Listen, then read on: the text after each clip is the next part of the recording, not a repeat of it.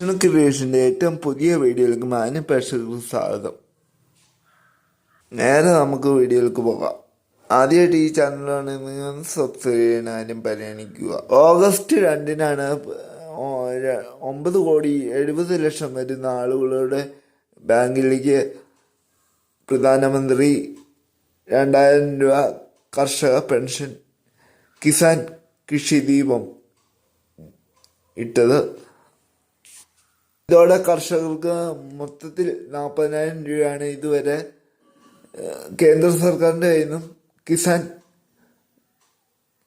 ഇതായിട്ട് ലഭിച്ചിരിക്കുന്നത്.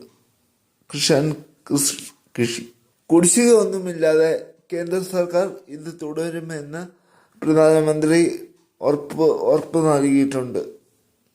എന്നാൽ കർഷകർക്ക് ഇത് തടസ്സം കൂടാതെ ലഭിക്കാൻ ചില മാനദണ്ഡങ്ങൾ പൂർത്തിയാക്കണമെന്ന് കേന്ദ്ര സർക്കാരിൻ്റെ ഭാഗത്തു നിന്നും അറിയിപ്പ് വന്നിട്ടുണ്ട്.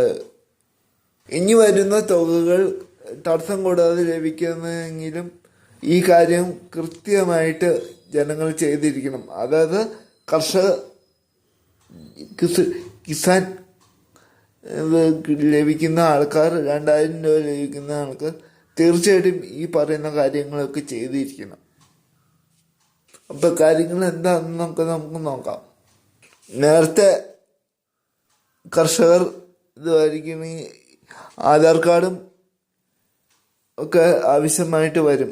പുതുക്കിയ ആധാർ കാർഡും ഒക്കെ ആവശ്യമായിട്ട് വരും. ഈ തവണ കർഷകരുടെ പൊതു ഡാറ്റ ഉണ്ടാക്കാൻ തീരുമാനമായിട്ടുണ്ട്. രാജ്യത്തെ കൃഷിയെക്കുറിച്ചുള്ള സമഗ്രത ഡീറ്റെയിൽ ലഭിക്കുന്നതിനും വേണ്ടി ഉദ്യോഗസ്ഥർ വീടുകളിൽ വന്ന് അന്വേഷണം നടത്തും, നിങ്ങൾക്ക് അർഹതയുണ്ടോ എന്നുള്ള കാര്യം.